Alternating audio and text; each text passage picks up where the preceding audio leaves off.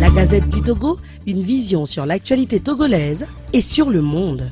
Monsieur, bonjour et merci pour votre fidélité au D12 de Pyramide FM. C'est dimanche et nous sommes de nouveau au rendez-vous politique. Dans 2 mois, cet exercice va totaliser 10 ans.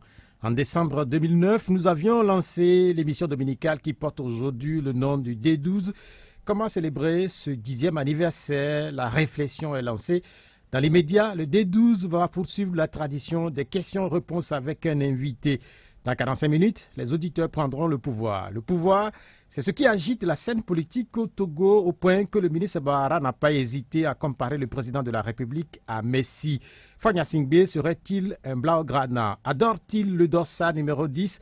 Possède-t-il un pied gauche magique? Serait-il tout simplement des bestes? Il y a 2 semaines, le meilleur parmi nous, pour reprendre les propos de Dipu, est Jean-Pierre Fabre. Le président de UNI et le président de l'ANC se sont affrontés pas 2 fois par le passé dans le cadre des élections présidentielles. Ce duel va-t-il être prolongé en 2020? Le week-end prochain, l'ANC sera en congrès. L'année prochaine, des millions de Togolais seront de nouveau conviés pour le choix du nouveau président de la République. La liste des candidats se met en place. Les observateurs parient sur une liste record de candidatures. Quelles seront alors les chances du candidat du pouvoir et ceux de l'opposition? Dans tous les cas, beaucoup de travail attend le prochain président du Togo. Cette semaine, de nombreux Togolais ont rappelé leur envie de quitter le pays. C'est pourquoi ils étaient plusieurs dizaines et peut-être plusieurs centaines à grossir les rangs des demandeurs d'un passeport de voyage. Le Togo semble probablement ne plus faire rêver et pourtant, les autorités ne sont pas avares dans les offres. La toute dernière porte sur la constitution d'un grand district à Lomé. C'est le prolongement du mécanisme de la décentralisation que tente de mettre en place le Togo. Les maires élus de 13 communes du pays auront droit à un gouverneur nommé. La pilule n'est pas du goût de plusieurs acteurs. Les délégations spéciales ne sont-elles pas en train de renaître de leurs cendres? Il en est de même des effets des gaz lacrymogènes. Ce samedi, une partie d'Aguenivé s'est encore essayée au tir de gaz lacrymogène. Une réunion du PNP serait au cœur de la nouvelle montée de fièvre. On se serait cru au temps fort des manifestations publiques. Malheureusement ou heureusement, c'est selon une nouvelle loi réglemente désormais ces manifestations. Monseigneur Philippe Fanoko Podro, en solo, a protesté contre les nouvelles réglementations au Togo. C'est Agbeome Kodjo, président du MPDD, qui est notre invité. Le D12 est joignable au 96 50 34 37 et puis 70 43 09 70. Le président du MPDD est avec nous. Agbeome Kodjo, bonjour. Bonjour Pierrot. Comment vous allez? Je vais bien. Tout d'abord, cette dernière nouvelle en provenance de Paris où a lieu une réunion des ministres des Finances de la zone CFA.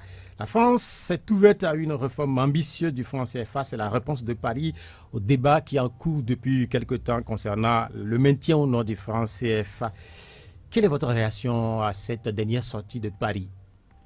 Je pense que la déclaration du ministre de l'économie de la France est porteuse, à mon avis, d'une bonne nouvelle.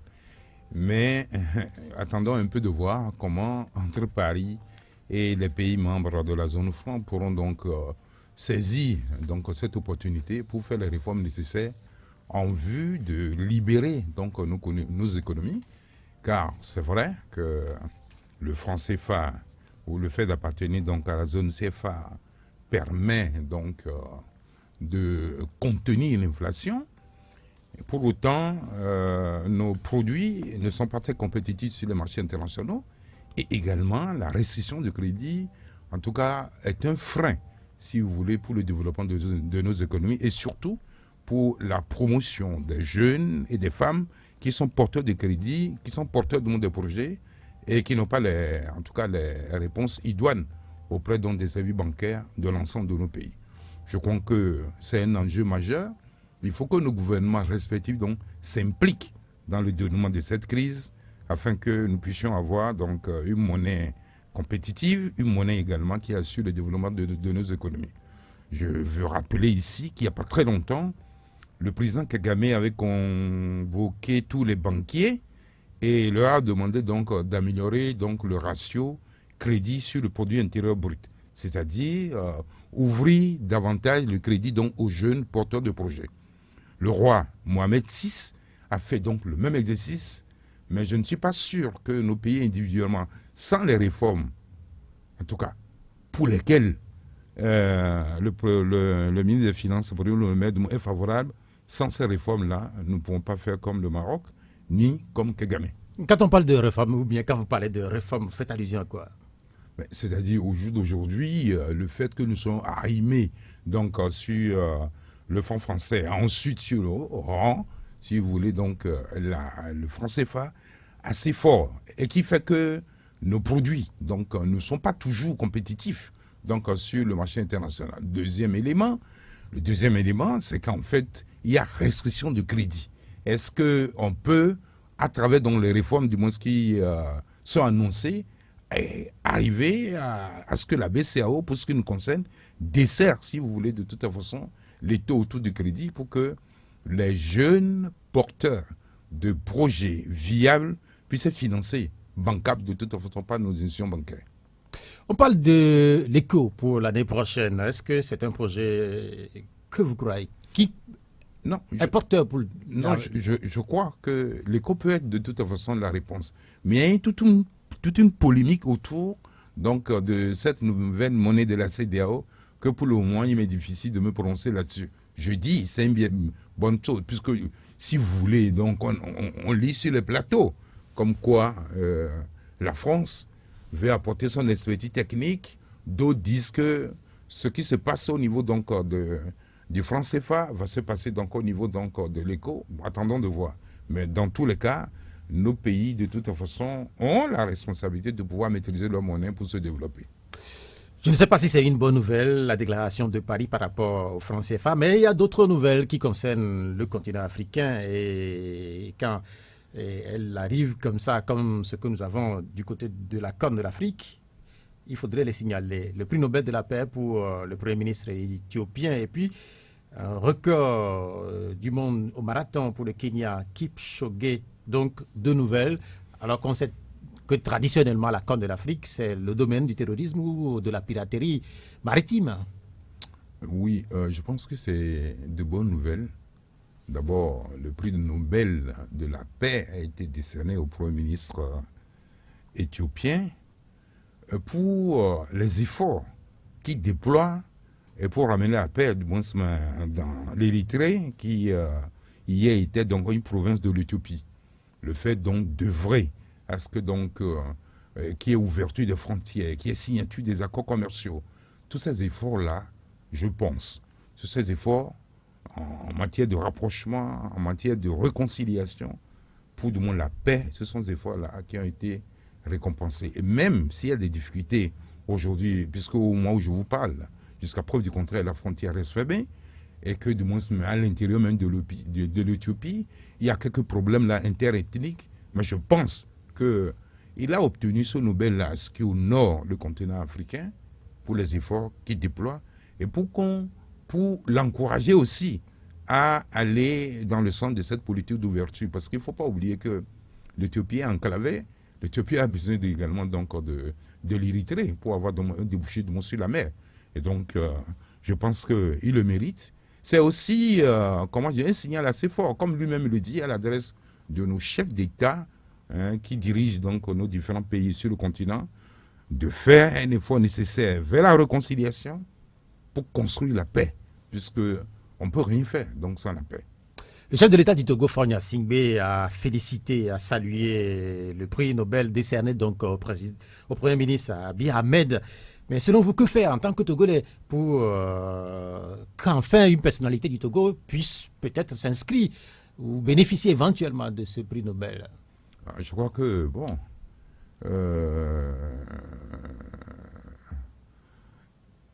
il faut construire la paix. Mais pour construire la paix, il faut nécessairement donc qu'il y ait réconciliation, pour qu'il n'y ait pas de tension. Et puis, sur ce chemin-là, je pense que c'est la voie de la démocratie. La voie de la démocratie fait des lois justes qui inspirent et qui appellent l'adhésion de la population. Et puis également, ça passe également par la limitation des mandats. Parce qu'en fait, quand vous restez trop longtemps au pouvoir, et ça conduit de toute façon à être complètement déconnecté de la réalité. Et je considère que Si nous voulons demain avoir des personnalités qui puissent donc s'inscrire dans cette lignée de constructeurs de la paix et obtenir donc un prix Nobel, il faudrait donc que les acteurs qui postulent ou qui aspirent donc à bénéficier donc de cette distinction puissent, dans leurs heures de tous les jours, en tout cas être portés par la conscience de la paix et de la justice sociale. En son temps, le général Yadema et l'ancien président du Togo avaient quand même bénéficié ou avaient été fait l'objet de plusieurs attentions au niveau international. Des prix lui avaient été décernés.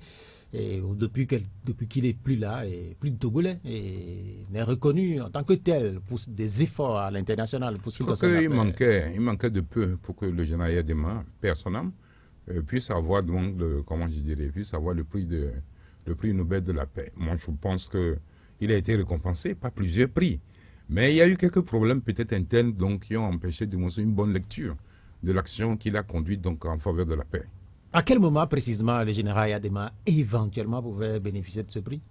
Je crois que la guerre du Libéria et donc tout ce qu'il a fait en Sierra Leone, il a fait beaucoup de choses. En tout cas sur le continent, tout le monde sait que c'était un artisan de la paix. Nos problèmes, c'est que nous rayonnons bien donc sur le plan international.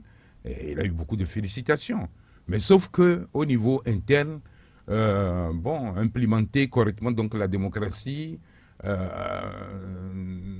Et puis s'engager de moins fortement donc à respecter la parole qu'il avait donnée de Moussa en 2003. Je crois que ce sont ces éléments-là qui ont peut-être perturbé cela. Sinon, ceux qui obtiennent le prix Nobel de la paix aujourd'hui n'ont pas tant fait à l'extérieur comme le général Yadema.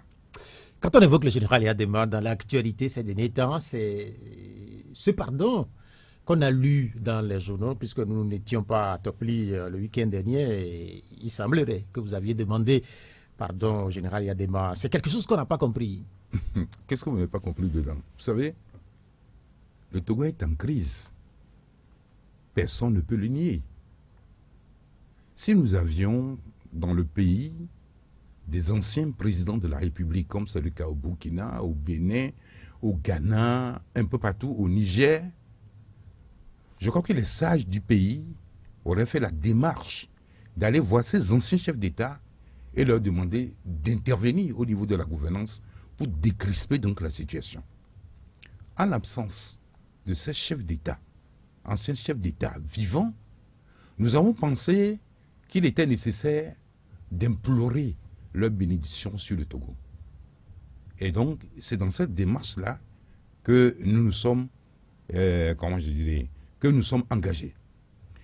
Mais le président Sylvanus Olympio, père de l'indépendance du Togo, Nicolas Gruniski, dont on a célébré modestement au niveau familial, donc ces 50 ans de disparition, Clébert Dadjo, les trois, je n'ai pas travaillé avec eux. Les trois ne me connaissent pas.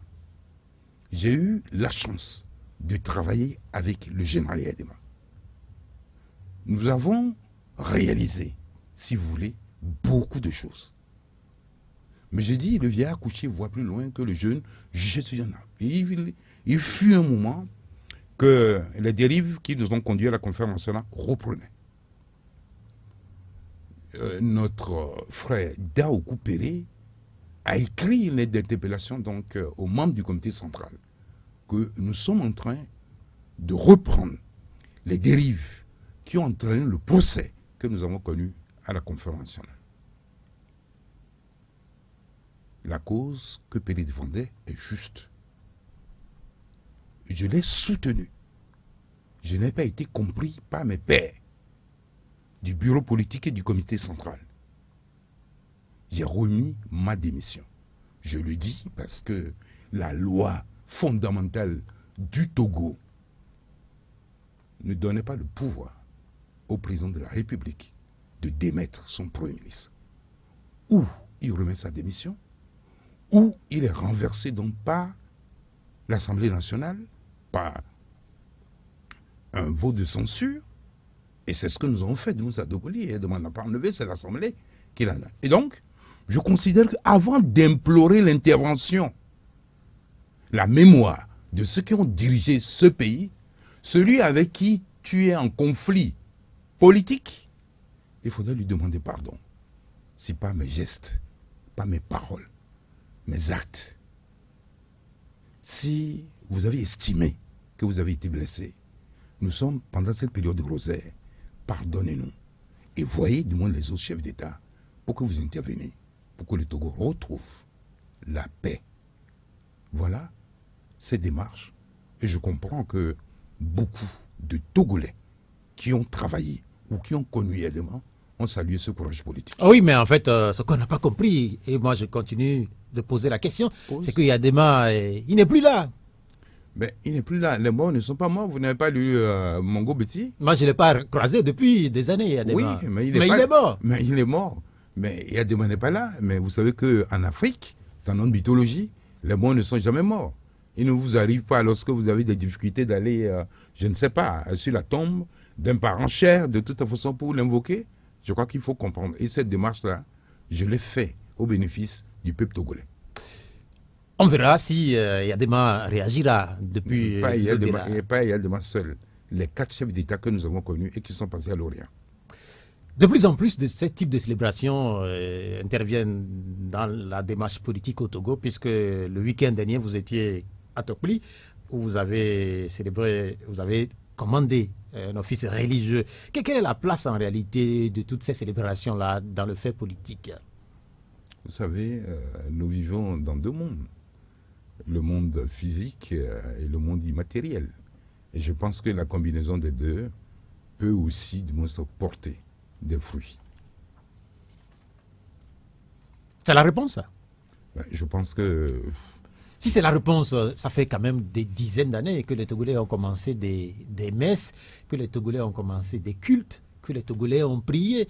Mais visiblement, les Togolais se rendent compte comme si rien n'est fait en matière d'avancement sur le plan politique. Vous avez parfaitement raison, parce que moi je l'ai dit chez un de vos confrères, une de vos confrères, c'est qu'en fait l'appel que le président Sylvanus Olympio a lancé donc à la Sentinelle, je crois quand même que l'appel en tout cas n'a pas été compris par l'ensemble des Togolais, puisque le Sylvanus Olympio disait Sentinelle, que dis-tu de la nuit? La nuit est longue, le jour vient.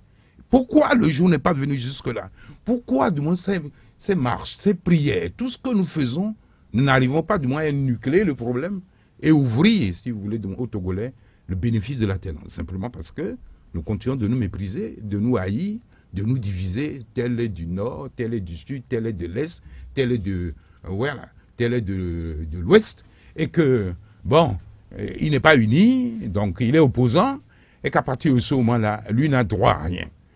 Dès lors que nous comprendrons un jour que nous sommes tous Togolais et qu'il faut éviter, donc cette sémantique de la division et de déni de droit de l'autre, je pense que donc le jour viendra. Et moi je suis persuadé que le jour n'est pas loin. Oui, quand on parle du jour, on ne sait pas si c'est en 2020, mais à l'office religieux, puis la demande du pardon, et puis après la conférence de presse que vous avez organisée, elle, à Lomé, on retiendra que vous semblez dire qu'en 2020, l'année prochaine, il faudrait une candidature unique pour la présidentielle, une candidature unique issue vraiment de l'opposition. Pourquoi? Vous savez, quand vous êtes sur un champ de bataille, il faut connaître la détermination de l'adversaire. Il faut estimer donc ses moyens. Sur le terrain aujourd'hui, force est de reconnaître que UNI, à l'instar donc des 2 scrutins que nous avons, se prépare à passer au premier tour. Je répète, l'état-major de UNI se prépare à gagner le prochain scrutin au premier tour pour éviter la coalition des forces de l'opposition contre donc son candidat au 2e tour. Lorsque le tableau se présente comme ça, prétendre qu'il y a des leaders prestigieux, forts, populaires, qui peuvent aller en rang divisé et remporter le scrutin de 2020, un nombre d'expériences, je dis que cela relève d'une utopie. Alors, où nous voulons mettre le chapelle en avant, et nous verrons du moins qu'en 2020, rien ne changera, et que la population donc continuera donc de porter donc son chemin de croix, où nous voulons réaliser l'alternance, et là, nous coalisons nos forces dès le premier tour. Moi, je dis, aucun leader de l'opposition dans les conseils municipaux ne peut dire qu'au titre de sa formation politique dispose d'une majorité. Aucun. Aucun. Je répète, aucun. Si, aujourd'hui, au niveau de l'opposition, vous voyez du moins que certaines formations de l'opposition ont des maires et des maires adjoints, c'est le fruit d'une coalition. On n'a pas attendu un deuxième tour, c'est le fruit d'une coalition. Mais maintenant, ce n'est pas une imposition, c'est une proposition qui vise, au niveau de la cellule stratégique que nous proposons à l'opposition, de nous regrouper pour définir comment remobiliser la population. Parce que lorsque le taux d'abstention est élevé, les marges de fraude et de manipulation également le sont d'autant.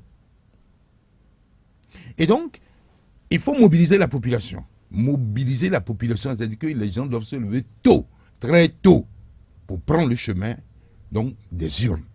Parce que sur un bureau de vote, il y a 500 électeurs. Il n'y a que 20-30 qui vont voter. Vous laissez la marge donc, à ceux qui sont stipendiés parmi donc, les responsables des bureaux de vote ou des CELI de faire des manipulations. Mais lorsque 498 sortent pour aller voter dans un bureau de vote qui est inscrit et qui totalise donc 500 électeurs, vous réduisez les marges de fraude. Et donc, le Togo, parce qu'on connaît la situation, on ne va pas rêver, on ne va pas nous créer des conditions idéales pour aller du moins au prochain scrutin. Et donc, il faut être intelligent. Je dis bien que le mandat qui s'ouvre en 2020 jusqu'en 2025, pour moi, est un mandat de transition. Et le gouvernorat doit être forcément pluriel. Et donc, si ce que je dis n'est pas compris comme ça, et que tout le monde dit, je suis le plus fort, je vais y aller, sans construction d'alliance préalable avec les autres formations politiques, nous n'avons aucune chance. Notez-le, nous n'avons aucune chance de réaliser l'alternance en 2020. Mais ce que vous dites, est-ce que ce n'est pas du dépassé? Puisque déjà plusieurs acteurs issus de l'opposition sont déjà soit candidats ou se préparent à être candidats. Non, il n'y a pas de problème. De toute façon, nous verrons, je ne sais pas en février ou en mars, comment ça va se présenter. Mais moi, je dis que dans le souci de l'intérêt collectif, dans le souci du chantier qui existe, je pense que aller en rang divisé ne serait pas pour moi la solution. Vous vous souvenez, hein? En 2015, là, j'ai été investi par le parti, par l'ancêtre du MPDD. Mais compte tenu du nombre de candidats qui étaient inscrits, nous avons, avant peut-être de renoncer, fait le tour pour proposer la candidature unique. Les gens ne nous ont pas compris. On s'est retiré. Je ne souhaiterais plus entendre, après le prochain scrutin, on nous a volé.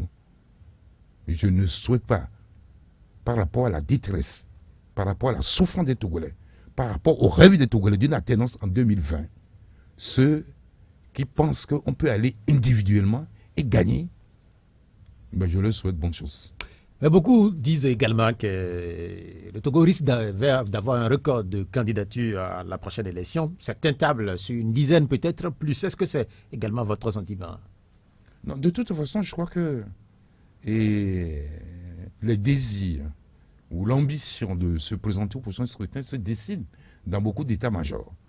Mais je continue de croire que si nous allons nombreux, cela justifierait de toute façon quelque chose d'inattendu par la majorité des Togolais. Quand vous dites si nous allons nombreux, je ne sais pas ce que ressemble ou ce qu'englobe ce nous-là. Le nous, c'est l'ensemble des acteurs de l'opposition républicaine. Ceux qui se sont entendus donc pour sauver certaines mairies. C'est ceux-là que j'appelle nous. Dans l'entendement du Togolais, l'opposition républicaine, vous savez qu'elle est très mal comprise au Togo, puisque les opposants sont définis par catégorie. Il y a des opposants qui sont plus propres que d'autres, il y a des opposants qui sont plus authentiques que d'autres. Est-ce que ce que vous proposez là aussi, c'est pas du dépassé, face à la réalité du Togo? Sentinelle, que dis-tu de la nuit? La nuit est longue, mais le jour vient. Mais il y a des gens, des leaders de l'opposition, avec qui peut-être nous étions en rupture, pour telle ou telle raison, on ne se concède plus. Mais pour de toute façon les municipales, notamment l'élection des maires, la nécessité dont s'est imposée. Et là, nous nous sommes entendus. Mais je peux donner plein d'exemples. Nous nous sommes entendus. Mais maintenant, pour le moins peut-être, nous ne voyons pas très clair le danger. Mais quand le danger va apparaître très clair, je suis sûr que les uns et les autres trouveront, si vous voulez, une solution de rassemblement pour donner force et vigueur à la détermination de la population d'obtenir la tenance en 2020. Qu'est-ce que vous appelez le danger? Puisque si le danger, c'est une candidature de Faure Gnassingbé ou la présence continue du Parti uni au pouvoir, et on le sait, les militants ou les cadres d'UNI veulent continuer, on le sait. Je vais vous dire, y a-t-il, oui ou non, un malaise au Togo? Je crois quand même que la petite forme visible de cet iceberg, c'est la ruée vers les États-Unis, vers l'obtention du sésame, le passeport pour pouvoir jouer au l'auto-visa, visa-loto, comme l'exige, si vous voulez, de mon administration américaine. Ceux qui n'auront pas la chance de pouvoir gagner. Donc, en tout cas, ce sésame, ils prendront le chemin du désert pour tenter de traverser la Méditerranée. Et donc, pour moi, aujourd'hui, le malaise dans le pays est tel que une quatrième candidature de Faure Gnassingbé qui risque de se poser est un danger. Vous avez suivi le forum de choses, comment je dirais, de Niamey, de Niamey, où on a parlé de limitation de mandat. Vous avez suivi la déclaration de Sogolo lors donc, comment je dirais, du dialogue entre les acteurs béninois, parce qu'il y a eu du dialogue. Il y a un dialogue de toute façon organisé par le pouvoir, et puis il y a un autre dialogue organisé par, comment je dirais, les acteurs de l'opposition avec une série de recommandations. Moi, je pense, pour que le lendemain, au cas où Faure gagnerait, ne pose pas de problème donc, à la nation, il est nécessaire dès aujourd'hui donc de faire un dialogue pour s'entendre sur quoi? Le cadre électoral, le processus, demander la neutralité de la gouvernance électorale et également de la gouvernance au niveau de chaque préfecture. C'est extrêmement important parce qu'il y a des scènes abominables auxquelles nous avons assisté. Quand M. Agouibo dit candidature unique, oui. Mais ce qu'il, lui, il a observé au niveau du déroulé des municipales, eh bien, la candidature unique seule ne suffit pas. Il fait allusion à ce qu'il a pu observer. Qu'est-ce qu'il a observé? Il a observé, vous savez, moi je vous ai dit que ce n'est pas comme à raconter. J'ai vu de mes yeux un préfet qui est en service se déplace personnellement dans le bureau de vote pour apporter à manger, à boire aux membres du bureau de vote d'une candidate proche du pouvoir. Dans quel pays on fait ça? Non, mais ça s'est passé où? Non, dans le Yoto? Ça n'a pas d'importance. Dans le Yoto? Je vais te dire, je ne suis pas que responsable. J'ai un parti de mon qui. Je dis, si vous cherchez, vous trouverez. Vous pouvez accepter ça? Ou parents ou des forces de sécurité qui se mettent à la disposition de cette candidate? Il y a eu plein de choses qui ont été faites. L'argent a été distribué dans la provision. Si vous présentez une candidature unique et que vous ne maîtrisez pas, vous ne demandez pas ou du moins au chef de l'État, au gouvernement, de prendre des mesures pour arrêter ce genre de scène, j'ai dit candidature unique, elle peut être triomphante, elle peut avoir tous les canons de réussite, elle ne triomphera pas. Et donc, c'est pour ça que j'ai dit un dialogue. Donc, vous soutenez la proposition ou l'appel lancé il n'y a pas très longtemps à de nouvelles discussions politiques avant la tenue de l'élection présidentielle. Et cet appel a été d'ailleurs soutenu par d'autres acteurs politiques. Je vais vous dire, vous voyez ce qui se passe au Sénégal? Quelqu'un pouvait imaginer que Abdoulaye Wade et Macky Sall pouvaient faire la paix. Ils ont fait la paix au terme de l'inauguration d'une grande mosquée. Mais M. Abdoulaye Wade s'est déplacé pour aller à la présidence, rencontrer Macky Sall. Pourquoi? C'est pour construire la paix. C'est pour décrisper la situation. Vous avez vu ce qui s'est passé donc à chose, comment dire, au Cameroun? Où il y a eu la paix. Il y a plein de choses. Ce qui se passe également au Bénin s'inscrit dans cette démarche. Et donc, moi, je dis, vous ne pouvez pas, au jour d'aujourd'hui, dans des conditions exécrables qui existent au niveau, comment je dirais, au niveau du code électoral, des gens qui sont en prison, les gens qui manifestent, un parti politique régulièrement installé, qui manifestent, ils sont gazés, dire que vous allez, si le PNP ne répond plus aux dispositions de la charte des partis politiques, mais discutez donc avec lui et mettez fin au parti. Mais je ne vois pas que ce soit du monde de bon oeil ou de bonne mœurs que les gens se réunissent sur le territoire. Dès qu'ils se réunissent, il faut sortir de toute façon des éléments de toute façon pour aller les disperser. Ça répond à quelle logique? Et ceux-là, demain, s'ils ne sont pas d'accord avec la victoire de toute façon éventuelle de Foignan-Singbe, ils vont manifester. Quand vous voulez la paix? Vous donnez des exemples de pays de la CEDEAO, là, le Sénégal, où il y a eu la paix, où les discussions pour des rapprochements, vous donnez l'exemple du Bénin, ou encore l'exemple un peu plus loin du Cameroun. Ils ont listé ce qui est amnistie générale, pour ceux qui sont dans les séries. Mais je suis d'accord. La reprise donc, des élections législatives, parce qu'un Parlement doit diversifier. Il faut qu'il y ait la contradiction au niveau du Parlement. Je suis d'accord avec tout ça. Mais est-ce que le Togo n'est pas le Togo? Puisque ça, c'est aussi... C'est quoi le Togo n'est pas le Togo? En fait, le Togo est un pays du moins isolé du continent. Je suis d'accord. C'est une réponse qui est souvent donnée par les proches du pouvoir que le Togo est un pays dont l'histoire, on la connaît aussi. Il n'a pas la même histoire que les autres pays. Les autres pays n'ont pas d'histoire. Ces arguments-là, pour endormir les consciences-là, de toute façon, moi, m'horripile. Vous savez, les objectifs sont les mêmes. Est-ce que nous voulons que le pays se développe?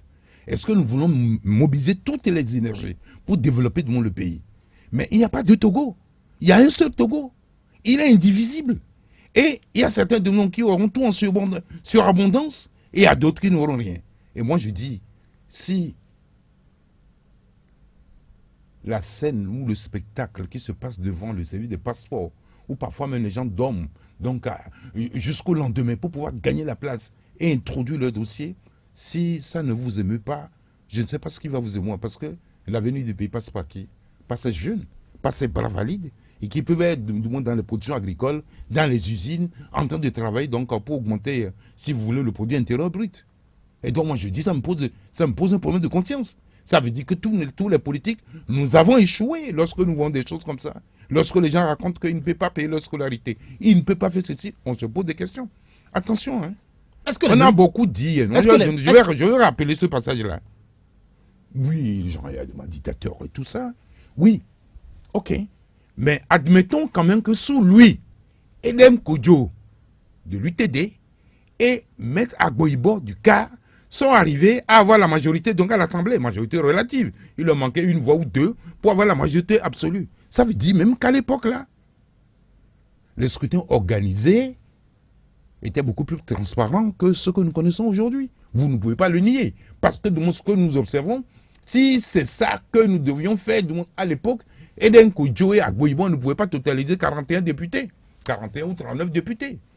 Vous posez des questions et vous concluez que les Togolais sont en difficulté. Non, peut-être que vous ne le constatez pas. Non, peut-être que... Moi, je suis sur le terrain et je reçois les gens tous les jours. Et ce que je dis, ça me meut parce que je me dis, si nous trouvons des gens compétents, nous avons une gouvernance vertueuse, les gens motivés, déterminés. Au Togo, il y a beaucoup de compétences. Hein. Ça, on le sait. Est-ce que, par exemple, vous n'avez pas l'impression que le pouvoir se préoccupe au même titre que vous, par exemple? Mais ça veut dire qu'on attend la démonstration. Je ne dis pas que rien n'est fait, mais les efforts déployés ne sont pas à la mesure du défi. Aujourd'hui, sincèrement, et Bara l'a dit il n'y a pas très longtemps, il faut un Messie. Et le Messie, c'est Foignan-Singbe. Est-ce que vous ne partagez pas ce constat qui est fait il y a 8 jours, juste par le ministre Gilbert Bara? S'il était dans l'autre camp, s'il était du côté de l'opposition, il ne dirait pas cela. Gilbert, c'est un ami. Il ne dirait pas ça. Bon, il fait la promotion de ce candidat. Et je crois que le Messie dont on parle là, il faut aller le chercher dans l'Uni. Ce n'est pas dans l'ensemble de la classe politique. Mais est-ce qu'il a exagéré ou pas? Vous savez, je laisse chacun donc d'apprécier leurs propos. Je crois qu'il a dit même plus criminel, non? Non, il a dit plus grave. Dire que envisager la prochaine élection sans le Messie est criminel. Bon, moi je laisse de toute façon les gens apprécié dans ses propos. Je crois que comment il a été un peu excessif, mais vous savez, c'est aussi sa façon d'exprimer le choix donc il porte sur son candidat. Quand on évoque Gilbert Bara, vous avez dit que c'est un ami et il est sans doute dans son rôle. Mais est-ce que c'est pas un rôle que vous connaissez, puisque vous avez été très proche du chef de l'État, et le général Eyadema, dans les mêmes postures, vous feriez les mêmes choses, n'est-ce pas?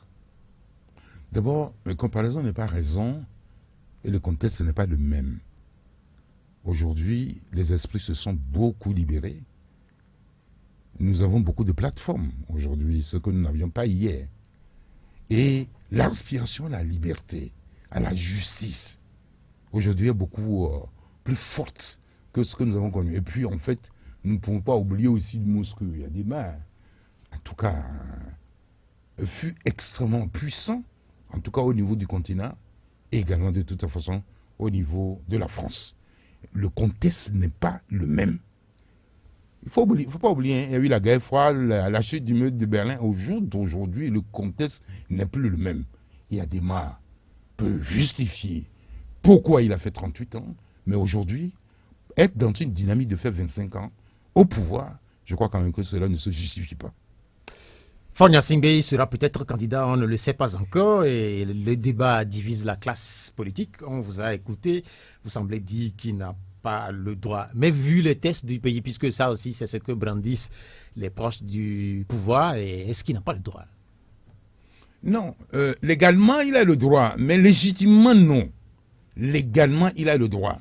Vous savez, lorsque vous prenez une constitution et que vous modifiez plus de 20% de cette constitution, et à l'intérieur d'une assemblée nationale, même si c'est légal, cela n'est pas légitime. Parce que ce qu'on appelle la légitimité, c'est les dieux invisibles dans une société qui apprécient si ça c'est bon ou si ça c'est mauvais.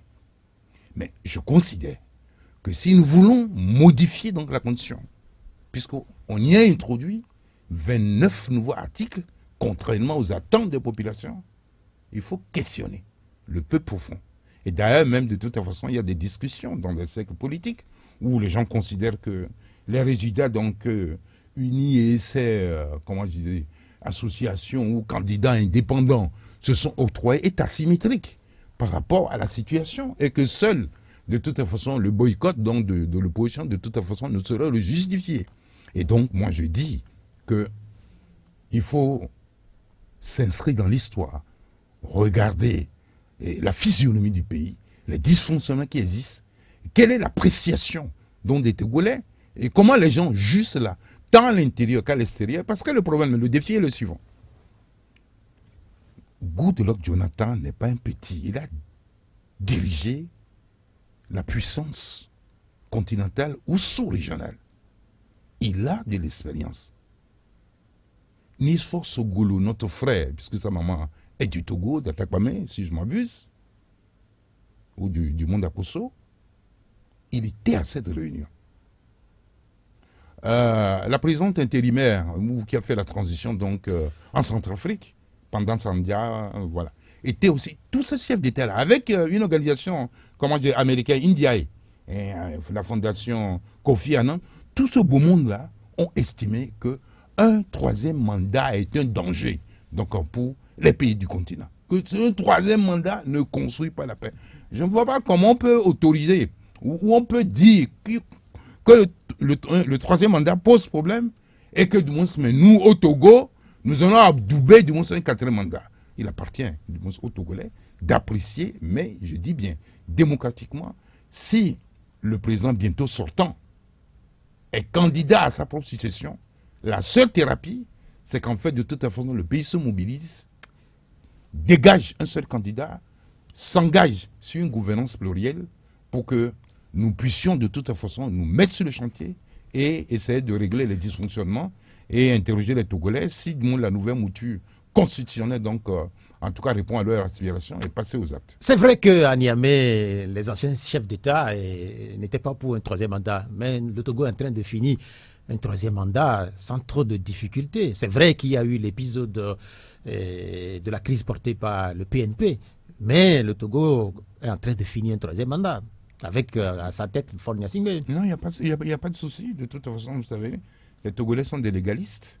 Bon, mais allez les interroger un à un pour savoir, bon, quelle appréciation de toute façon ils font donc de ce bilan de ces 15 ans. Et c'est pour ça que j'affirme ici que, moralement, cela pose un problème. Légitimement, cela pose un problème. Et ça pose un problème à qui? À ceux qui veulent l'alternance, à ceux qui veulent, en tout cas, une autre trajectoire de développement économique et social dans ce pays, à ceux qui pensent qu'il y a de l'injustice dans le pays. Et je crois que ça nous pose des problèmes. Et je ne pense pas seulement du mot que c'est à l'intérieur du rectangle que cela pose des problèmes. Mais dans tous les cas, le président Faure, de toute façon, est un acteur politique. Il a le droit de se présenter. Mais je ne suis pas sûr que moralement et également légitimement, que ce droit-là, de toute façon, puisse être exercé sans problème. Depuis 15 ans, vous l'avez sans doute rencontré une ou deux fois, plusieurs fois peut-être. Est-ce que c'est quelqu'un qui aime tant le pouvoir? Je ne saurais le dire, mais en fait, de toute façon, je n'ai jamais vu dans une posture où il faut coûte que coûte que je demeure au pouvoir. Mais vous savez, le pouvoir n'est jamais seul, hein, il est entouré. Donc il y a un certain nombre de collaborateurs qui sont autour. Si les analyses de ces collaborateurs pensent qu'il est le champion, il est le messie national pour nous amener donc des victoires écrasantes où les Togolais peuvent manger ses œufs et où du moins les écoles sont bâties. Du moins se soigner ne pose pas de problème. Trouver un boulot pour construire du moins sa vie ne pose pas de problème. Je pense quand même que c'est leur choix. C'est leur façon de voir les choses. Mais l'autre façon, de toute façon, d'une forme de Togolais, parce que de toute façon, en tant qu'acteur politique, je dois refléter, si vous voulez, ce que j'entends dans mon camp, dans le camp des autres, ceux qui veulent construire une nouvelle trajectoire, où du moins la prospérité est partagée, où bon, il n'y aura pas le mépris de l'autre, où en fait ceux qui ont bénéficié des avantages indus donc, du système, de toute façon, bon, essaient de narguer les autres. Je crois que nous voulons construire une société paisible. Je ne vois pas, moi je donne un autre exemple, il y a plein de gens également qui entourent donc, le président Faure, mais qui ne sont pas togolais, et qui sont peut-être des experts dans leur pays. Comment vous pouvez avoir donc, des cadres compétents dans votre pays, et vous les laissez du moins en marche, et vous allez chercher du moins, des cadres à l'extérieur? C'est pas un, c'est pas deux. Quand on évoque le Togo, vous avez évoqué Faure Gnassingbé tantôt, vous avez évoqué le PNP aussi. Il y a eu cet incident hier au niveau d'Agonivé. C'est quelque chose qu'on ne comprend pas, que depuis quelque temps, il y a une sorte de levée de bouclier contre ce parti-là. Est-ce que ça vous gêne? Personnellement, ça me gêne. Et je l'ai dit tout à l'heure. Je suis un acteur de la construction de la charte des partis politiques. Les dispositions sont claires. Moi-même, dans une autre vie, président de OBU, vous savez le sort qui nous avait été fait de au lendemain des élections présidentielles du 4 mars 2010. On a prétendu que, bon, on nous a assigné et on a prononcé la dissolution du parti. Ces méthodes fâcheuses faites contre les adversaires politiques, je ne peux pas l'accepter. Et donc je dis, si le PNP ne répond plus aux dispositions de la charte des partis politiques, convoquez les premiers responsables et dites que vous avez violé telle disposition, et que nous avons le droit de vous suspendre. Mais si vous ne le faites pas et que les gens manifestent, il n'y a aucune raison juridique qui autorise qu'on envoie les forces de l'ordre aller gazer les gens. Quand vous voulez parler de manifestation, je pense que dans votre tête, vous faites allusion à la réunion, puisque c'était une réunion. C'était une réunion hebdomadaire. Nous venons de passer avec vous 45 minutes et nous allons, comme c'est de tradition, avoir les questions des auditeurs. Mais il y a cette question qui est laissée par Kwesa TV, mais la question elle est tellement longue que je vais... En substance, je vais juste dire, il veut savoir si vous serez candidat à l'élection présidentielle de l'année prochaine. À l'instant où je vous parle, je ne saurais l'affirmer. Néanmoins, le bureau politique a décidé de l'organisation de congrès. Le cabinet y travaille en ce moment. Je verrai, le moment venu, ce que les militants de notre formation politique décideront. Est-ce que ce n'est pas une réponse classique Non, des acteurs politiques? vous savez que moi... Parce que cette réponse, les acteurs du Sénégal ou du Mali Non. ou du Burkina, Non, ils écoute, répètent la même chose. Non, vous me savez que moi, de toute façon, j'exprime directement ce que je pense. Et donc, je ne vois pas pourquoi je vais en faire un secret. Et donc, d'une manière ou d'une autre, nous n'avons pas été, ou je n'ai pas honoré le choix des candidats en 2015.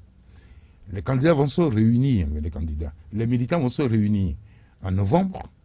Je verrai du moins la décision qu'ils prendront et j'aviserai. Vous aviez dit ici, il n'y a pas très longtemps, que vous rêvez de servir votre pays. Je ne sais pas si le moment est venu. Mais puisque vous n'avez pas voulu répondre à la question si clairement, nous allons quand même permettre aux auditeurs qui sont en ligne de poser des questions. Peut-être qu'ils reviendront sur cette question liée à la candidature, votre candidature éventuelle l'année prochaine. Je rappelle nos numéros pour entrer dans le direct. C'est 87 50 34 37 et puis 70 43 09 70. J'ai la possibilité également de prendre des questions qui sont laissées sur la page Facebook de la radio et puis dans le groupe WhatsApp du fan club du D12. Allô, bonjour. Allô, bonjour. Comment vous allez? Bonjour. C'est M. Maglo. Maglo, oui. Oui, comment vous allez? Bonjour, M. Agueme. Bonjour, cher J'aime Maglo. vous écouter pour votre franchise, notamment tout à l'heure lorsque vous disiez qu'un quatrième mandat pour M. Paul, c'est de trop. Connaissant votre position actuelle, il faut être courageux comme Agueme pour le dire. Ceci étant, vous vous étonnez, vous l'avez dit au cours de cette émission. Allô? Oui, vous êtes en direct, allez-y, parlez un peu plus fort, vous s'il avez vous plaît. dit qu'un préfet aurait amené à manger à un candidat ou bien à ceux qui sont dans le bureau, il était pour le parti au pouvoir. Vous étonnez, mais on dirait que vous n'êtes pas au Togo. C'est la gymnastique de tous les jours. Allô? Oui, on vous La écoute. population a été très pire. Et vous-même, on s'étonne, à tort ou à raison, les gens disaient que vous aviez fait campagne pour le parti au pouvoir dans le Yoto entre-temps. Est-ce vrai? Voilà ma question. Bien, merci, cher ami Maglo. Réponse. Non, je vous remercie pour la juste appréciation que vous faites des choses. Peut-être que ça se passe aussi donc dans d'autres préfectures, mais en tout cas, moi, factuellement, je restitue donc ce que j'avais vu.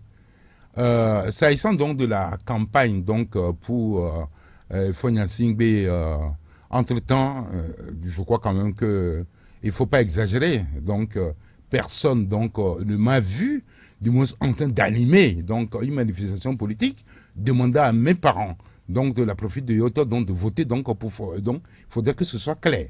Je n'ai pas participé à une campagne avec sa force politique sur le terrain ou son focus pour dire que j'ai fait campagne pour Fonia Singbe. Il y a une question de Donald Sossou. Comment se porte l'économie togolaise? Je ne sais pas si vous aurez le temps de développer tout ça là. Comment se porte l'économie togolaise? Et puis il enchaîne et le port autonome du Togo. Comment se porte-t-il? Non, je parlais peut-être du port, avant peut-être de venir sur l'économie. Je parlais peut-être du port parce que, bon, je reçois des chiffres où on dit que LCT a pulvérisé, si vous voulez, tous les records en matière donc, de transit, donc des conteneurs sur cette plateforme. Je pense que c'est une bonne chose. Bon, l'économie, en tout cas le social, donc, est à l'image donc, de l'économie. Par rapport aux chiffres, nous disons que l'économie togolaise se porte bien.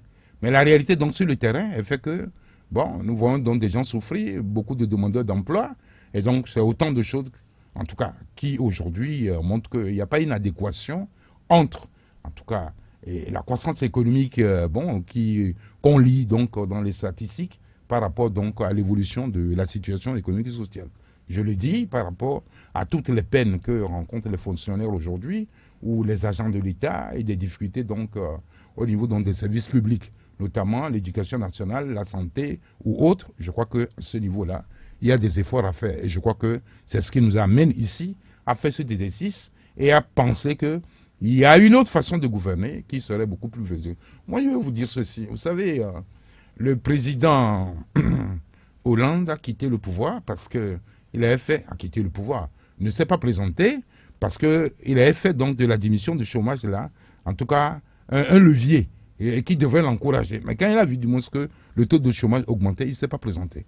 Mais lorsque donc Macron est arrivé, Macron C'est chez vous ici que j'ai prédit donc qu'il sera président de la République parce que j'ai eu la chance de discuter par 2 fois avec lui. Et son analyse, c'est qu'en fait, si la gauche gagne, on dit, ah, on gouverne uniquement avec les gens de la gauche. Même s'il y a des compétences à droite, on ne les sollicite pas. Et également, si la droite arrive, mais il a brisé les codes. Il a mobilisé, si vous voulez, les intellectuels de gauche et de droite. Aujourd'hui, le chômage est en train de baisser. Et ça ne m'étonnerait pas qui gagne du moins sur le prochain tour. Et donc, je dis qu'il y a des compétences au Togo, des économies de grande qualité, de grande pointure. Nous sommes dans l'exclusion. Toutes ces compétences-là, parce qu'ils ne partagent pas la pleine et entière conviction d'unir, il faut les écarter. Alors que vous ne Mais en fait, là, est-ce que vous lancez un appel à la reconstitution d'un parti unique à nouveau? Non, ça ne veut pas dire qu'en France, qu'En Marche est un parti unique. Moi, je donne l'exemple. Le premier ministre de la France, de toute façon, il est UMP, LR. Le premier ministre qui conduit l'action du gouvernement en France. Je veux dire que quand vous gagnez là, en Afrique, notamment chez nous, les élections, ne pensez pas qu'on peut faire comme dans les pays développés, que c'est uniquement de toute façon les gens de votre bord politique et qui vont de tout en gouverner. Vous laissez les compétences ici, vous allez chercher des compétences extérieures qui vous entourent. Quel sentiment vous voulez du monde que les nationaux aient? Et donc, je dis qu'il y a quelque chose à faire. J'entends, ou j'ai lu également, ou entendu, donc à la télévision togolaise, que le taux de chômage au Togo est de 3, et quelques. Bon, quand vous dites ça, ça veut dire qu'on fait mieux du monde que les pays occidentaux? Non, mais en fait, est-ce que ce sont des chiffres qui ne sont pas corrects? Ça, je ne sais pas. Mais on ne raconte pas n'importe quoi sur les médias officiels. Mais dire cela, je considère qu'il y a un problème. Et donc ça veut dire, je lisais aussi, que... Mais est-ce que ça cache derrière-pensée politique? Ça, il faut poser les questions à ceux qui ont manipulé les chiffres. Et puis de deux, je lisais également donc sur les réseaux sociaux que 65% des populations accordent leur confiance donc au gouvernement. Je dis, si c'est ça, c'est même pas la peine qu'on se fatigue pour dire que nous allons mobiliser nos états-majors, nous allons mobiliser nos militants pour aller aux élections. C'est déjà gagné. Et peut-être c'est à 65% du monde qui pensent pouvoir gagner la prochaine élection présidentielle. Deuxième auditeur en ligne. Allô, bonjour. Allô, bonjour. Oui, votre nom? Oui, c'est M. Kodjo. Oui, Kodjo, parlez un peu plus fort, vous êtes en direct. Kodjo. Oui, je salue notre invité et nous le félicitons pour tout ce qu'il est en train de dire. Oui, si vous permettez, j'ai 3 questions à lui poser. Je vais vous poser 2 questions, s'il vous plaît.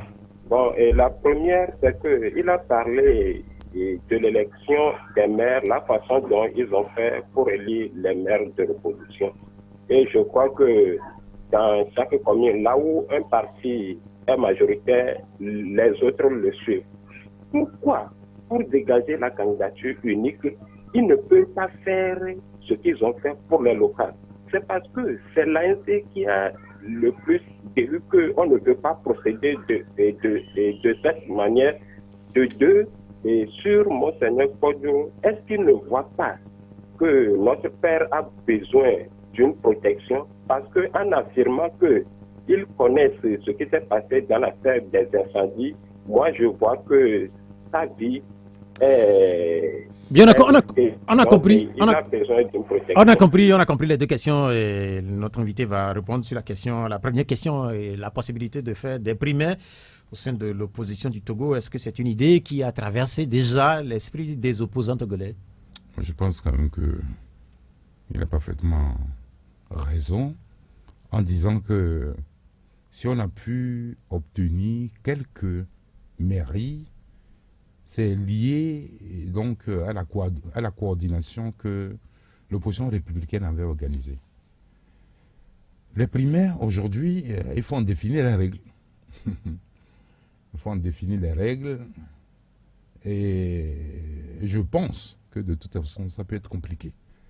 Mais si demain, de manière consensuelle,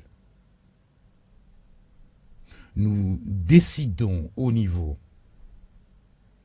de l'opposition républicaine que c'est l'ANC de Jean-Pierre Fabre qui va porter le dossard pour aller nous chercher la victoire en 2020. Je pense que l'idée que nous nous développons au sein de nos formations politiques, nous nous allions. Parce que il ne s'agit pas d'intérêt de chapelle. Il s'agit d'une question de fierté nationale, de dignité et de répondre aux aspirations des Togolais. Mais maintenant, ce que nous disons, il faudrait que la règle également soit réciproque. Si demain, c'est une personnalité d'une autre formation politique qui est également retenue, que la même solidarité qui a prévalu au niveau de la stratégie mise en place pour sauver quelques mairies de la vague bleue, que nous puissions le faire. Parce que ce n'est pas une question d'intérêt politique de nos formations politiques, c'est une question transversale de l'ensemble de nos populations. Mais là, par rapport donc à Monseigneur Kodjoro, je considère qu'il est déjà protégé par Dieu et sa soutane.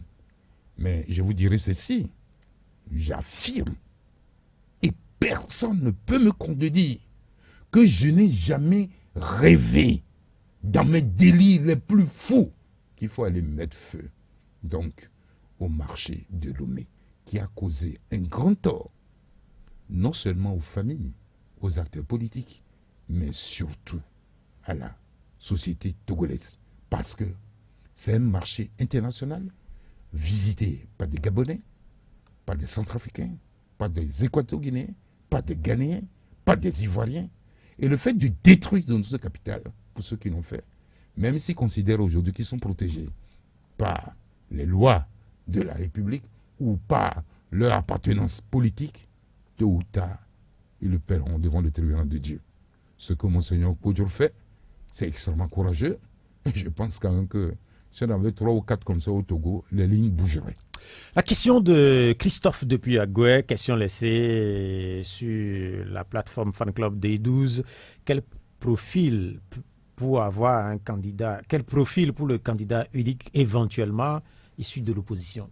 Non, de toute façon, je redis et je répète que le prochain mandat, s'il advenait que c'est l'opposition donc qui l'assure ou l'assume, sera un mandat de transition. Quand je dis transition, il y a beaucoup de choses qu'il faut remettre à plat et construire avec les forces politiques du pays et l'ensemble de toute façon de la société togolaise. Et donc c'est du boulot. De deux, nous disons que si la transition advenait, la gouvernance ne serait pas réservée à une formation politique.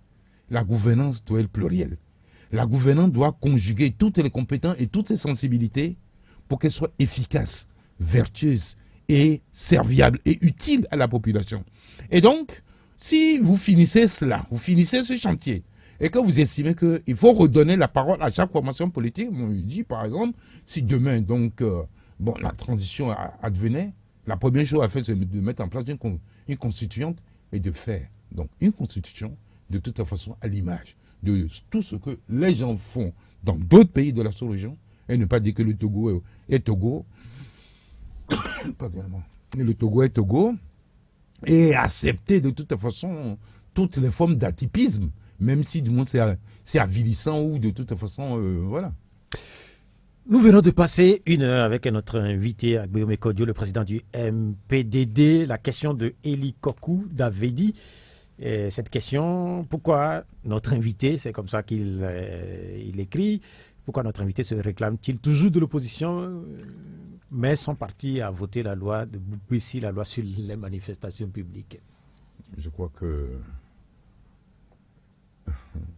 J'ai déjà dit la dernière fois que je ne sais pas quel examen on doit passer au Togo pour avoir le brevet de l'opposition donc authentique. Moi, je me suis toujours opposé. Hein. Vous pouvez donc, même au sein du Rassemblement des peuples togolais, vous pouvez de toute façon aller vérifier cela. Et je voulais également donc dire à notre ami que je n'ai pas voté la loi Boupessi qui interdit les manifestations. J'étais simplement absent. Et si vous voulez de tout temps que je vous donne mon point de vue donc sur cette loi, et ce n'est pas bien. Je connais certains députés qui sont partis défendre ça, chez les médias. Je leur ai dit de toute façon, c'est un risque pour vous. Et je ne me suis pas trompé, puisque les Nations Unies ont retoqué, du moins en tout cas cette loi, qui d'ailleurs, même selon les Nations Unies, n'a pas encore été promulguée. Allô? Oui, allô? Oui, allô, bonjour. Bonjour, un peu plus fort s'il vous plaît. Oui, s'il vous plaît, bonjour. Oui, votre nom? Oui, c'est Ben Abdel. Oui, allez-y. Oui, j'ai une petite question à demander à notre président. Ok, la petite question? Oui, et je voudrais savoir, en tant qu'un ancien et racine principale du parti RPP, est-ce que si aujourd'hui, depuis des années, l'opposition n'arrive pas jusqu'à aujourd'hui à s'entendre pour faire face à ce pouvoir-là, et aujourd'hui, lui qui étant la racine principale, il n'a pas eu presque à ensemble s'entendre avec toute la classe politique et ou bien leur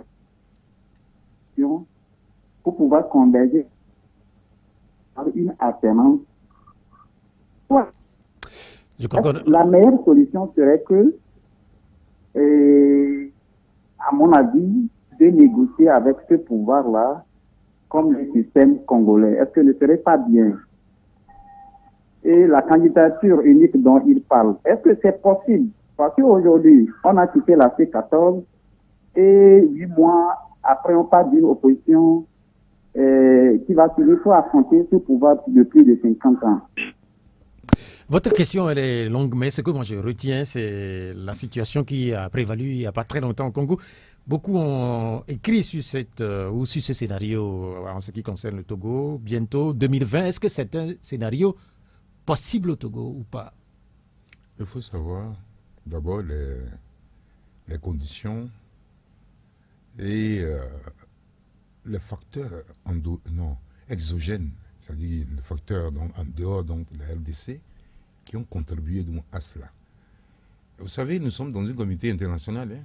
Le débat que nous faisons ici, d'autres le font dans d'autres cercles à l'extérieur. Et le cas du Togo donc préoccupe, si vous voulez, plusieurs pays, comment je dirais, de la communauté internationale. Ce genre de choses, je crois que c'est à l'extérieur, ça vient de l'extérieur. Et donc, dire aujourd'hui que FOR ne reçoit pas de l'extérieur un certain nombre de pressions pour qu'ils trouvent une solution du moins à l'amiable pour préserver la paix et éviter donc des frictions inutiles. Moi, je pense que, en tout cas, ce n'est pas une question à balayer du revers de main, c'est une possibilité, mais nous n'avons pas les cartes entre les mains, puisque du moins ça dépend du choix et de la position de la communauté internationale. Même si certains leaders occidentaux ne s'expriment pas ouvertement sur la situation du Togo, pour autant, en tout cas, ils y travaillent pour que 2020 ne soit pas une occasion donc de division, de friction et d'affrontement de toute façon dans le pays. Allô? Oui, allô, bonjour. Oui, allô? Bonjour. Bonjour, votre nom? C'est M. Tassou. Monsieur Tassou. Oui. Oui. Bonjour, M. Agoyome. Bonjour. Si le taux de chômage est de 3,6, avons-nous une idée de combien de jeunes rentrent sur le marché de l'emploi chaque? Combien d'emplois nous créons dans ce pays? Et si vous parlez, disons que vous êtes candidat en 2020 et que vous êtes je ne le suis pas le président encore. élu, comment allez-vous faire pour trouver de l'emploi à tous ces jeunes-là? Merci. Bien, merci. La question est pertinente. Je n'affirme pas que le taux de chômage au Togo est de 3,54%. Ce serait donc une insulte pour ceux qui sont demandeurs d'emploi depuis des années et qui sont peut-être, et qui sont du monde dans la désespérance. Oui, comment construire une économie qui crée des emplois et qui répond, si vous voulez, à la demande? Je crois que c'est une question de confiance. Il faut que les Togolais adhèrent donc à la politique menée, aux politiques publiques menées, et qu'ils soient aussi déterminés donc à accompagner le mouvement qui va se dessiner. Pour le moment, je ne suis pas encore candidat, je ne suis pas encore élu président de la République, et donc le moment venu, vous verrez de par quelle alchimie nous ferons en sorte que la majorité ou bon nombre de Togolais puissent avoir des emplois salariés ou être en capacité donc de créer donc leur propre activité et être en posture également donc d'embaucher d'autres Togolais. Mais tout cela, de toute façon, ça nécessite de toute façon une évaluation du terrain et également une déclinaison claire de la vision du pays que des hommes et des femmes seront appelés à porter. Parce que le développement, de toute façon, ce n'est pas un truc spontané. Il faut que chacun comprenne la politique et chacun, de toute façon, ait une feuille de route. Et là, ça crée le mouvement d'ensemble et ça va commencer par marcher. La question de Kodjo Joseph Lassé, vous avez la chance d'être une fois avec le pouvoir de Lomé. Pensez-vous que l'opposition a de la chance pour 2020? Oui, bon, elle a la chance si elle sait la saisir. Mais si elle répète le même scénario, je pense quand même qu'elle n'a aucune chance parce que les mêmes causes produiront les mêmes effets. Le fait de faire la même chose tous les jours avec des résultats inattendus, cela relève de toute façon d'une démarche qui n'est pas trop différente de la folie. C'est vrai que depuis quelque temps, il est réclamé ici l'ouverture de nouvelles discussions. Et visiblement, est-ce que vous avez l'impression que le pouvoir va céder à cette demande? C'est également une question qui est laissée par un auditeur. Non, nous allons y œuvrer parce que nous avons besoin de discuter. Nous avons besoin de nous asseoir. Nous avons besoin de nous faire confiance. Nous avons besoin que les règles du jeu soient claires et opposables à tous. Qu'il n'y ait pas de toute façon des candidats privilégiés. Et moi, je le dis aussi donc au niveau des moyens à déployer. Quand on dit dans la Constitution que pour les élections présidentielles, il faut dépenser 500 millions et que quelqu'un de lui dépense 15-20 milliards, je pense quand même que ce n'est plus un jeu démocratique. Et donc, il est nécessaire. Et je pense quand même que le dialogue profiterait davantage donc, au pouvoir, rassurerait le pouvoir d'avoir montré au niveau local et au niveau international, j'ai donné ce que je peux donner. J'ai fait les efforts d'ouverture. Ils ont dit de modifier ceci, on a modifié. Prendre des mesures de décrispation, prendre des mesures qui apaisent avant le scrutin.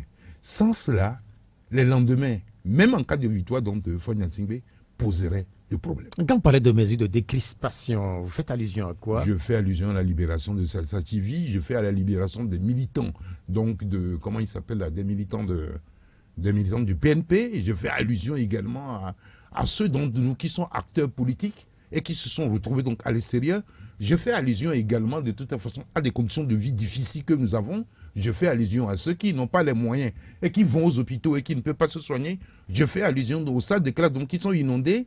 Mais il y a plein de choses à faire. Donc je dis, mesure de décrispation. Le pouvoir en a besoin, les Togolais en ont besoin.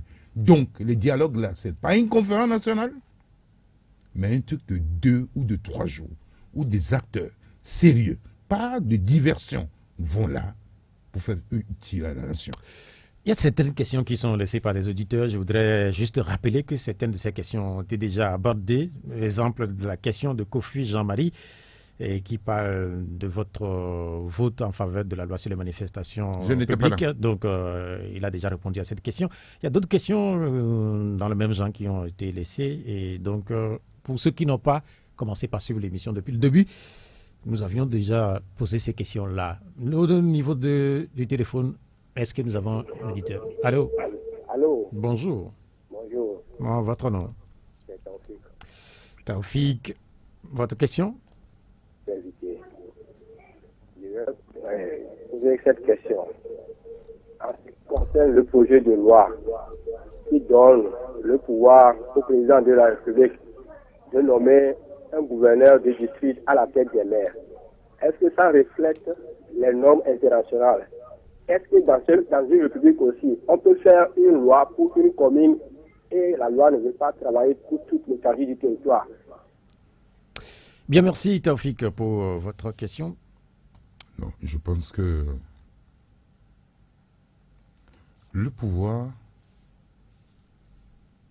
a péché par précipitation.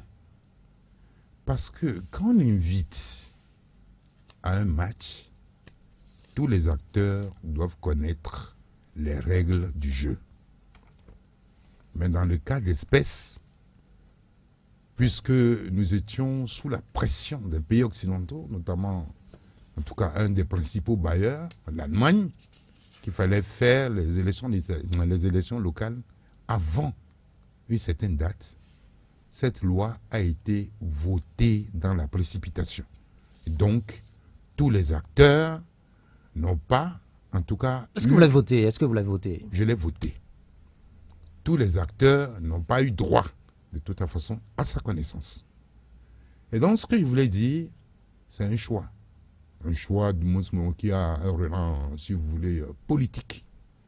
Quand vous allez à Abidjan, vous avez les mêmes dispositions, pratiquement. Sauf que la composition du gouvernorat du monde est différente. Je dis bien, quand vous allez à Abidjan, en tout cas en Côte d'Ivoire, c'est le même dispositif. La ville d'Abidjan, en tout cas, est érigée ou a un statut particulier et des compétences particulières. C'est la même chose qui a été faite ici. Compte tenu de l'importance de l'agglomération, c'est-à-dire ce que nous appelons le Grand Lomé. Voilà. Maintenant, si le choix, puisqu'on dit le gouvernement est composé de, je crois... C'est 53 ou 52. Il doit avoir 26 élus. Donc, au niveau des 13 communes de Lomé, à raison de 2. Et puis, je crois que le chef de l'État aussi doit nommer donc, des personnalités qui sont aussi au nombre de 26, plus le gouverneur, là, ça doit faire 57, quelque chose comme ça, ou 53. Et donc, c'est en raison d'un choix politique. Parce que quand vous allez du Moussa à Cotonou, c'est pas la même chose. Donc, voilà. Vous allez à Dakar, c'est pas la même chose. Donc, ici, le pouvoir ne veut pas laisser la maîtrise, si vous voulez, du Grand Lomé, peut-être à l'opposition, parce que dans toutes les capitales africaines, le parti au pouvoir est minoritaire dans les grandes capitales, notamment du moins dans les grandes villes, notamment à la capitale. Donc à ce niveau-là, on peut dire qu'il y a un truc un calcul politique derrière. Voilà. Mais le Togo n'est pas le seul dans le cas, et j'ai dit Abidjan a exactement la même organisation. Mais ça pose quand même pour beaucoup d'acteurs beaucoup de problèmes, parce que certains estiment que c'est une forme déguisée de faire revenir les délégations spéciales, puisque vous allez faire cohabiter des personnalités des élus et des nommés. Oui, ça pose un problème, mais je pense que, j'ai déjà donné la réponse que c'est en raison de l'importance de Lomé, en raison du fait que les capitales sont souvent donc... en tout cas la proie donc, des acteurs politiques de l'opposition. Mais est-ce que ça ne pose pas quelque part aussi le récurrent problème de refus de partage du pouvoir? Parce que là, visiblement... Je vous ai dit ici, à l'entame de cette émission, que le Togo souffre de l'exclusion. Nous avons l'exclusion à la bouche, dans tout, mais en fait, la pratique du pouvoir, de toute façon, donne un visage d'exclusion. Et je crois que c'est ça qui pose problème. Mais... vous savez, les relations conflictuelles entre les préfets et les maires des communes sont tranchées devant ce que nous appelons un tribunal administratif. Et donc, normalement, nous devons, lorsqu'il y a ce genre de choses, s'adresser au tribunal administratif. Mais je comprends le leader de l'ANC. Je le comprends par rapport donc, au sujet dont il est question, le grand marché de Lomé. Son parti en a été victime. Lui-même, il a été inculpé. Et pour voyager, il faut de toute façon se soumettre donc, à une délivrance d'autorisation. Et puis il y a eu des militants, ou un militant donc, qui a trouvé la mort. Sans compter peut-être d'autres militants qui sont au grand marché, qui ont été ruinés. Et donc, il y a une part d'émotion dans la démarche. Et je comprends, mais attendons de voir quel type de gouvernorat on mettra en place, parce que normalement, toutes ces règles-là doivent être connues donc, par les acteurs avant donc, les élections. Je rappellerai aussi quelque chose d'inédit. Vous ne pouvez pas commencer un jeu et modifier pendant le jeu les règles du jeu. À 48 heures du scrutin municipal, nous avons dans un canton la faveur de la population. On a fait quoi? Je dis bien à 48 heures du scrutin. On a fait un nouveau découpage pour nous priver de ces voix. Ce genre de choses ne relèvent pas de la démocratie. Un auditeur, allô? Allô, l'auditeur qui est en ligne. Oui, bonjour. Bonjour. C'est pour l'émission, s'il te plaît. Vous êtes en direct. On vous appelle comment? Monsieur Ali. Monsieur Ali. Allô? C'est Ali Baba? Je pense. Oui, il paraîtrait que... Bon. Allez, une seconde. Oui, une seconde. Ma question. Allô, allô? Oui, allô? Oui, je peux parler une seconde? Oui, il n'y a pas parlable. Oui, il paraîtrait que vous avez estimé lundi dernier que sciemment, dimanche dernier, on vous a privé d'antenne? Oui, allô? J'ai appelé sur l'autre numéro, mais on ne décourage pas. Maintenant, j'ai communiqué le mot, ça travaille. Oui, mais en fait... Attends, je vais aller ma question, le crédit. Allez-y. Tu as raison. Ma question est de savoir que, M. Agboyeme a fait avec le RPT. Il peut nous faire le bilan, quel était l'Assemblée la prémature, il peut nous faire le bilan du développement à son temps qu'il a fait. Mon deuxième point, à savoir que M. Agboyeme a dit que... Ça coupe, hein? On a perdu Ali, on l'a malheureusement perdu. Mais, Je réponds à sa première question. Mais allez-y. Peut-être que son crédit est fini? Certainement. Je réponds à sa question. Je laisse les Togolais et l'histoire faire le bilan de ce que j'ai eu à faire à la Sonacom, au ministère de la Jeunesse, des Sports et de la Culture, au ministère de l'Intérieur, au port autonome de Lomé, à l'Assemblée nationale et à la primature. Il appartient aux Togolais et à l'histoire de l'écrire, de le dire. Je voudrais revenir quand même sur la préoccupation qui était celle d'Ali, lundi exprimée dans une de nos émissions, à savoir sa privation d'antenne. Ali avait estimé que c'est parce que nous connaissions sa position, c'est pourquoi sciemment on ne l'a pas introduit dans le direct. Je voudrais rappeler à tous nos auditeurs que cet exercice se fait de façon très aléatoire, de façon très démocratique. Ceux qui ont la chance d'être passés dans le direct, c'est qu'ils ont la chance.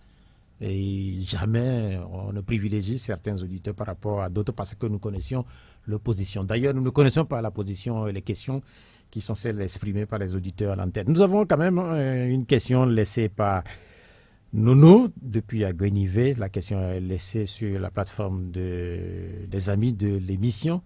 Un dialogue de 3 jours suffit-il pour juguler la crise avant une éventuelle élection au Togo? C'est la question de Nono depuis à Guenivé. Non, je pense qu'il faut mettre un comité préparatoire en place qui travaille pendant une semaine. Et j'ai dit des gens sérieux, pas de diversion. Les questions, les problèmes doivent être identifiés. Quand on met une semaine et qu'on prépare, si vous voulez, l'ordre du jour, les thématiques à aborder, en 3 jours, on peut trouver de monter la solution. Un auditeur, allez. Allô? Alors bonjour, c'est M. Tassou qui est revenu. Monsieur Tossou, Oui, la personne qui nous parlait de chômage. oui, c'était moi. Oui, allez-y. Je voudrais demander à M. Adoume s'il serait dans la posture où, si on voulait avoir un scénario à la congolaise, s'il serait prêt à jouer le rôle de Tshisekedi. Merci. Oui, je ne suis pas maître de cette situation, mais c'est ce que j'ai dit, les acteurs donc, de ce scénario à la congolaise, à la RDC, sont plus à l'extérieur. Et donc, pour le moment, je ne suis pas candidat. Tshisekedi, lui, il avait été candidat. Et donc, nous verrons donc par la suite comment ça va aller. Mais notre objectif, c'est de faire en sorte que, quel que soit le vainqueur donc, de la prochaine élection présidentielle de 2020, que la gouvernance change totalement et que donc cette politique de pratique d'exclusion des cadres compétents du pays cesse. Parce que l'objectif ultime que nous visons, c'est de faire en sorte que les Togolais soient heureux chez eux. Une autre question, celle de Bebléou Yaoma aussi. Il parle de l'économiste Kakou Mboupo. Est-ce que, selon vous, il ferait un bon président ou pas? Je connais très bien le professeur Kakou Mboupo. C'est un sujet brillant donc, qui honore et fait la fierté de notre pays. Il a conduit le ministère de la Prospective, là, Togo Vision 30, avec beaucoup d'efficacité. Moi-même, il m'avait sollicité pour que je fasse une contribution. Et donc, je considère que c'est un très bon élément. Et qu'il peut demain être président de la République ou faire partie du gouvernement, en tout cas de 2020, avec, en tout cas, s'il y a alternance, et faire briller le pays, faire évoluer notre économie. Allô? Après Tossou, est-ce que nous avons encore un auditeur qui est en ligne? Ah oui, allô? Allô? Oui, c'est Maglo qui revient? C'est monsieur Maglo qui revient. Oui, allô? Tout au début de l'émission, il demandait pardon au feu général Eradema. Je ne sais pas si c'est pour avoir travaillé uniquement avec lui, puisqu'il y avait eu d'autres chefs d'État qui ne sont plus de ce monde. Il les avait cités tout à l'heure. Il demandait pardon parce qu'il croit que ce qu'il avait dit à l'époque avec Daoupou Péré, il revient sur cette décision qu'il avait offensé Eradema, c'est pourquoi il demandait pardon. Voilà la question. Bien, merci, cher ami Maglo. Excellente question. Je vous avais dit à l'entame de cette émission que si le Togo avait la chance de disposer d'anciens chefs d'État, comme c'est le cas des pays qui nous entourent, les sages de ce pays, y compris même Monseigneur Bodjoro, ils iraient voir ces anciens qui ont eu la destinée de ce pays entre les mains pour dire la gouvernance actuelle est en dessous de nos attentes. Qu'est-ce qu'il faut faire? Mais malheureusement, les Togolais n'ont pas d'anciens chefs d'État. Mais nous voulons implorer leur bénédiction. Nous voulons qu'ils inspirent les Togolais, qu'ils inspirent ceux qui gouvernent le pays. Car je fais partie de ceux qui considèrent que les morts ne sont pas morts. Ils sont derrière le rideau. Dans cette démarche de les solliciter, tous, Olympio, père de l'indépendance, Gruniski, après la disparition d'Olympio, le colonel Dadjo, qui préparait la voie donc à l'avènement du général Nsingbe, je n'ai pas travaillé avec les trois.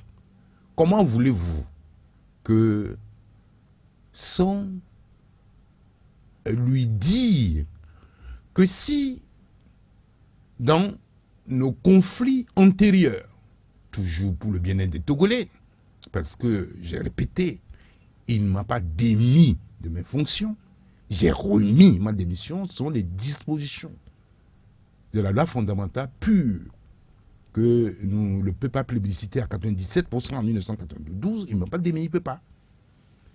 J'ai quitté mes fonctions parce qu'il y a divergence de vues. Mais là, comment voulez-vous que... On le sait ça. Oui, je peux lui demander, intercède auprès du maître de l'univers, auprès du maître des dieux, pour que la situation du Togo soit décantée, que les Togolais donc puissent respirer un peu, ne plus souffrir et assouvir leurs besoins du monde, comme du moins c'est le cas des peuples qui nous entourent. Vous savez, le pardon guérit beaucoup de choses. Quand nous prions et que nous prions, faisons la prière du monde pour les âmes du purgatoire, pour une intention donnée, chrétien, catholique que je suis, nous obtenons des réponses. Ce que j'ai cette démarche-là, peut-être aussi d'autres le font, mais dans le sens de la réconciliation, dans le sens de la paix et de la prospérité partagée. Et donc, c'est un acte chrétien que j'ai posé. C'est vrai que c'est peut-être ceux qui ont la foi, comme vous, peuvent comprendre l'acte que vous avez posé, puisque nous, il nous est difficile de comprendre. Parce que tu es un athée? Non, mais tout simplement... Ou tu n'es pas croyant? Ou tu crois aux choses du village? Je vais revenir sur une question qui fait aussi l'actualité, c'est le PNP. Vous aviez dit tantôt que si le PNP ne répondait plus aux dispositions de la charte, oui, il y a une semaine, le ministre Bahara parlait du PNP en ces termes-là, que carrément ce parti où son leader est en perdition.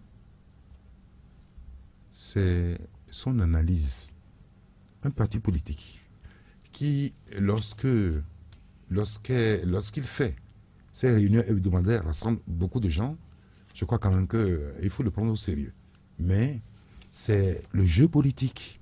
Mépriser l'adversaire, même s'il est puissant, lui dénier sa puissance. Même s'il est efficace, dire qu'il est nul.